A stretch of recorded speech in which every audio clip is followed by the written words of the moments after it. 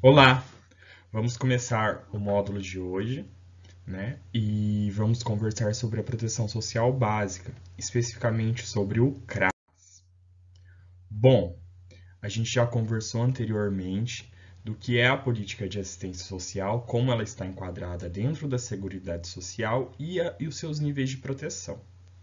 Na proteção social básica, a gente tem mais comumente o CRAS. Este equipamento ele está mais inserido na proteção social básica, mas a gente também tem centros-dia, centros de convivência, né?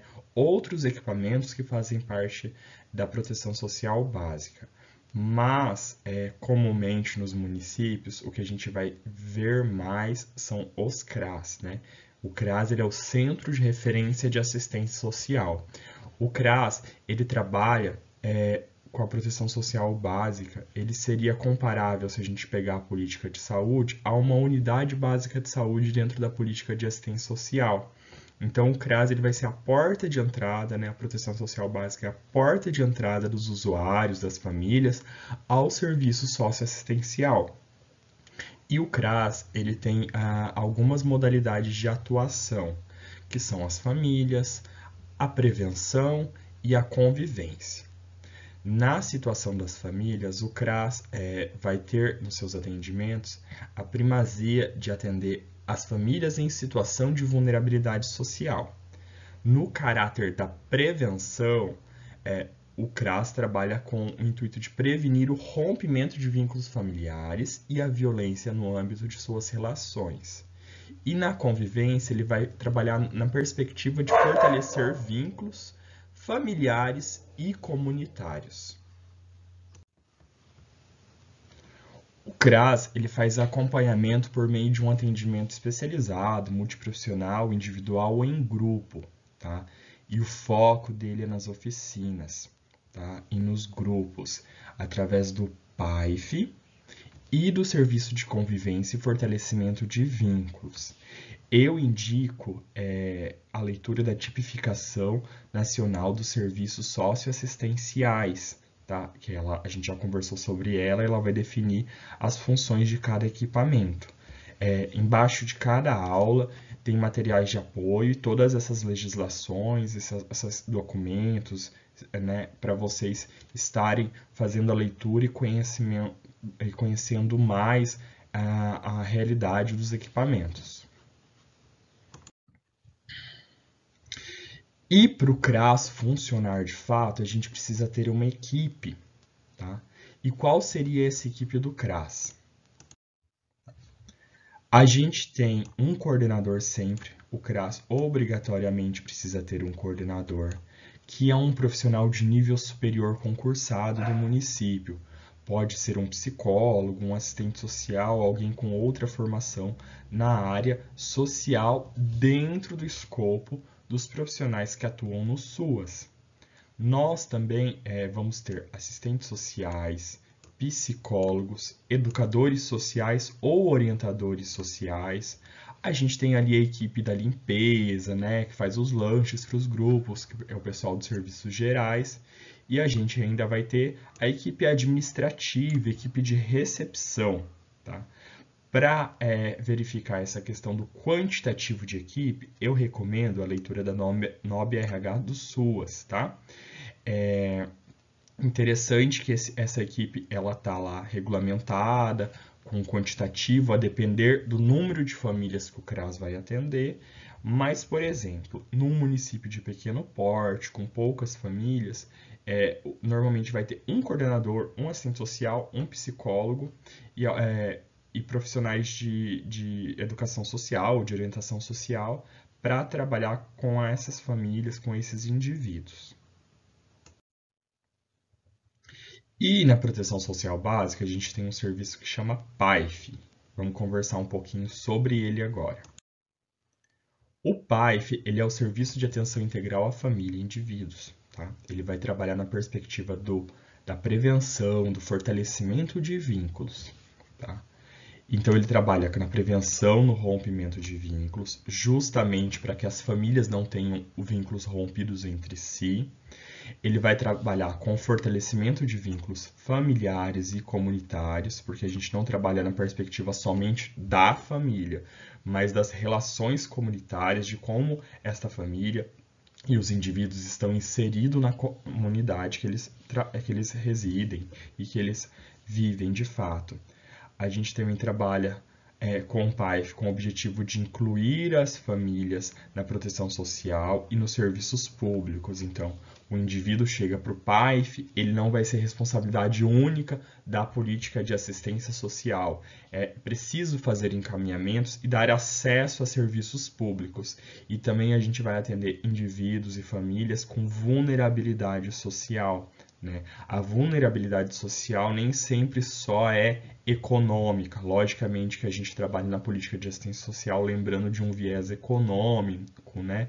Mas a gente tem que trabalhar na perspectiva de garantia dos mínimos sociais, né? Que é acesso à alimentação digna, à educação, à saúde, a trabalho e renda. Então a gente tem que trabalhar nessa perspectiva dos mínimos sociais para a gente conseguir fazer os encaminhamentos pela rede de serviços socioassistenciais e pela rede de serviços públicos de maneira geral, para garantir a proteção social desses indivíduos. E a gente também vai ter o serviço de convivência e fortalecimento de vínculos. O serviço de convivência e fortalecimento de vínculos, ele tem um objetivo de fortalecer as relações familiares e comunitárias e promover essa troca de experiências entre os participantes, valorizando o sentido da vida, tá? O serviço de convivência e fortalecimento de vínculos, ele tem sempre um caráter preventivo, por isso que ele está lá na proteção social básica, para não deixar que os vínculos sejam rompidos e a gente chegar numa situação desta família ter que ser atendida na proteção social especial. E a gente vai trabalhar também pautado na afirmação dos direitos e no desenvolvimento da capacidade dos usuários de maneira geral, tá? Porém, eu sempre digo, o serviço de convivência, ele não é exclusivo do CRAS. Uma família, um indivíduo que esteja sendo atendido em outro equipamento, num serviço de acolhimento, ou num CREAS, ou numa proteção social especial de maneira geral, ele tem que ter acesso ao serviço de convivência, tá? O serviço de convivência, ele está instalado no CRAS, na proteção social básica, mas ele é de acesso a todos, porque não é porque um usuário ou uma família está em um equipamento que ele vai ser só daquele equipamento, tá? Os problemas são múltiplos, as questões são múltiplas, então a gente precisa abranger essa situação da família e acolhê-la nos diversos serviços e equipamentos que a gente tiver. E eu trouxe aqui uma diferença entre PAIF e serviço de convivência e fortalecimento de vínculos para a gente diferenciar um do outro na prática. Então a gente vai ter o PAIF e o serviço de convivência. O tipo de encontro destes dois serviços é muito distinto. O PAIF a gente vai trabalhar com grupos, tá? Já o serviço de convivência, a gente vai trabalhar na perspectiva de realização de oficinas, pautadas por faixas etárias, a gente já vai entrar um pouco mais nesses detalhes. No PAIF, o responsável pela execução do PAIF vai ser sempre os técnicos de nível superior, no caso, os psicólogos e assistentes sociais. Eles vão estar levando esses grupos adiante e orientando a condução destes grupos. Já no serviço de convivência, quem vai trabalhar com o serviço de convivência são os educadores sociais ou orientadores sociais, que cada município tem uma nomenclatura, mas basicamente são as mesmas funções. O público do PAIF sempre vai ser os responsáveis familiares, né? A mãe chefe de família, o pai chefe de família, os avós, os tios, né? Quem for o responsável familiar. Vai sendo trabalhado temas naquela perspectiva com o líder da família, o responsável familiar, para a atenção de toda a família. Já o serviço de convivência, a gente vai trabalhar com crianças, adolescentes, adultos, idosos, né? Mulheres, a gente vai trabalhar com faixas etárias, com segmentos específicos de convivência daquelas faixas etárias. E a atuação? A atuação do PAIF sempre vai ser com a família, a atuação do serviço de convivência vai ser com ciclos de vida, com faixas etárias, tá? Os encontros no PAIF, a gente pode ter no mínimo um encontro semanal e no máximo um encontro mensal. Então, o espaçamento entre um encontro e outro no PAIF é muito maior. Já no serviço de convivência e fortalecimento de vínculos, o encontro pode ser no mínimo diário e no máximo quinzenal. Conheço municípios que fazem trabalhos de serviço de convivência durante a semana toda, em contraturno escolar, em equipamentos próprios da política de assistência social. Isso é super válido e super interessante porque você mantém aquele público inserido em um serviço e sempre fazendo essa troca e fazendo esse fortalecimento de vínculos. Com a questão da vinda do ensino integral em muitos municípios, né, a gente está tendo uma dificuldade de executar o serviço de convivência e fortalecimento de vínculos, por conta que normalmente crianças e adolescentes estão sendo inseridos em um horário integral de ensino e o serviço de convivência ele está sendo, de certa forma, limitado, né? O interessante nessas situações é tentar fazer parcerias com a rede de educação para que esse serviço de convivência não deixe de existir, mas também que não vire simplesmente um contraturno escolar, tá? E a quantidade de participantes? Como o PAIF é com responsáveis familiares e tem um objetivo muito específico de trabalhar as famílias, a gente não pode trabalhar com um quantitativo muito grande de participantes. Então, o mínimo são 7 e o máximo indicado são 15, para a gente não fugir muito do foco dos grupos. Já no serviço de convivência, a gente pode trabalhar com até 30 usuários, é uma quantidade bacana para a gente trabalhar alguma atividade recreativa, esportiva, mas sempre fundamentada no princípio dos eixos norteadores. E quais são esses eixos norteadores, tá? No PAIF vai ser a convivência, reflexão e ação. Então a gente vai ter